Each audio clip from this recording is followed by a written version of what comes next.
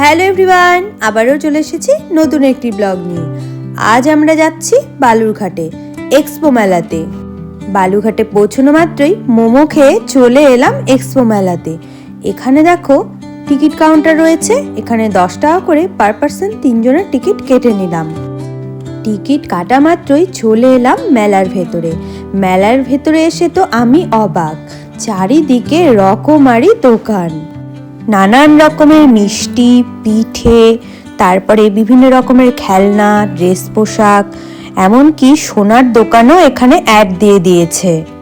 শীতের পোশাকের দোকানগুলো বেশ ভালোই এসেছিল।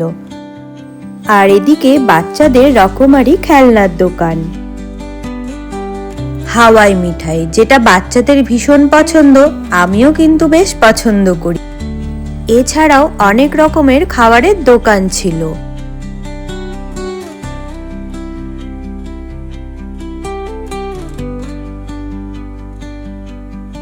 এবার এসেছি পিঠের দোকানে। এখানে এই যে মালপোয়াগুলো, এগুলো আমার বড্ড পছন্দের, আর অনুপমেরও ভীষণ পছন্দ। অনুপম দেখেই তো বলছিল চলো আগে আমরা পিঠেটা টেস্ট করে নিই। মালপোয়াগুলো খেয়েই আমরা মেলা ঘুরতে শুরু করেছি। এখানে নাকি জলপরি এসেছে, তাই দাঁড়িয়ে দাঁড়িয়ে দেখছিলাম কি রকম ধরনের জলপরি। এদিকে তো ভীষণ ভালো ভালো রাইডিং রয়েছে। এই দেখো নাগরদোলনা, যেটাতে আমি একবার চড়েছিলাম, ভীষণ ভয় পেয়েছিলাম বলে আর আমি কখনোই এই নাগরদোলাতে চড়ি না। আমার সব থেকে ভালো লাগে ব্রেক ড্যান্স। অনুপমের আবার ব্রেক ড্যান্সে চড়লেই মাথা ঘুরে, যার কারণে একা একা আমার চড়াই হয় না।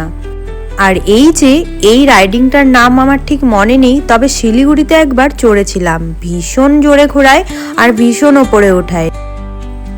বাড়ি যাওয়ার পথে পপকর্ন খেতে খেতে বাড়ি যাব, তাই পপকর্ন একটা নিয়ে নিলাম। বালুঘাটে এলে আমরা বাটারফ্লাইয়ে বেশি খাওয়া দাওয়া করি। আজ কিন্তু বাটারফ্লাইয়ে যাব না। অনুপম অনেক বছর বালুঘাটে কাজ করেছে, যার জন্য ও জানে মুস্কানের বিরিয়ানি ভীষণ টেস্টি। ও এখান থেকে বেশি বিরিয়ানি খেত, তাই বলল চলো আজকে তোমাকে মুস্কানের বিরিয়ানি খাওয়াই।